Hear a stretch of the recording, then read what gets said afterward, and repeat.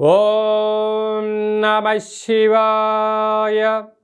ఓం నమో నారాయణాయ. నరదృష్టి నివారణ కాళభైరవాయ నమో నమః.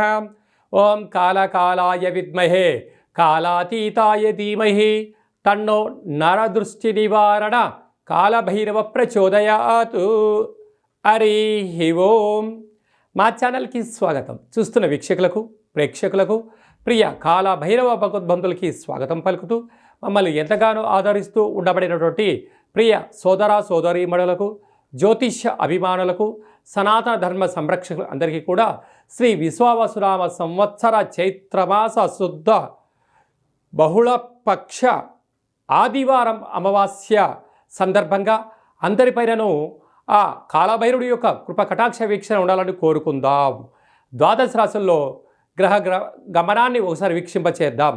మేషరాశిలో ఏడాది తర్వాత రవి సంచార స్థితి, వృషభ రాశిలో దేవగురు బృహస్పతి చివరార్ధ సంచార స్థితి, కర్కాటక రాశిలో కుచ భగవానుడు నీచ భంగ రాజయోగ సంచార స్థితి, కన్యరాశిలో కేతు సంచార స్థితి, మీనరాశిలో చతుర్గ్రహ సంచార స్థితి, బుధ భగవానుడు శుక్ర భగవానుడు శని భగవానుడు రాహు భగవానుడు సంయోగ సంచార స్థితితో ద్వాదశ రాశుల్లో గ్రహ గమనాలు ఈ విధంగా ఉన్నాయి.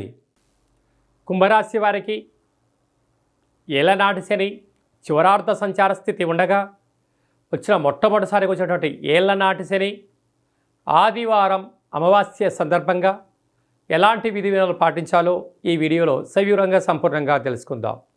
కుంభరాశిలో ఏ నక్షత్రాలు వస్తాయనగా ధనిష్ట నక్షత్రంలోని 3వ పాదం 4వ పాదం, శతభిష నక్షత్రంలో 4 పాదాలు, పూర్వభాద్ర నక్షత్రంలోని 1, 2, 3 పాదంలో కలిపితే కుంభరాశి.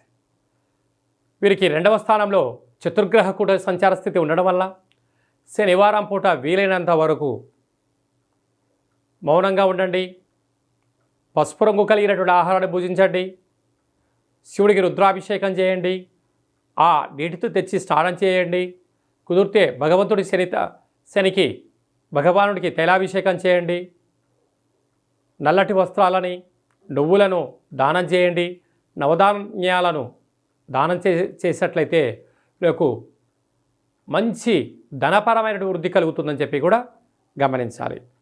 అలాగనే ఏడాది తర్వాత రవి భగవానుడు తృతీయంలో సంచారం చేయడం వల్ల తల్లిదండ్రులతో దయచేసి గొడవ పెట్టుకోవద్దు, తల్లిదండ్రుల మాట వినండి, గురువుల మాట వినండి, అంతా మంచిగా కలుగుతుంది. అలాగనే సంతాన స్థానంలో కుజ సంచార స్థితి ఉండడం వల్ల వివాహమైన దంపతులకు సంతాన యోగము, పిల్లల యొక్క అభివృద్ధి, కెరియరు, విజయం మీ సొంతం కాబోతుంది. అలాగనే సప్తమంలో కేతు సంచార స్థితి ఉండడం వల్ల చిన్న చిన్న విషయాలకు ఆందోళన చెందనక్కర్లేదు.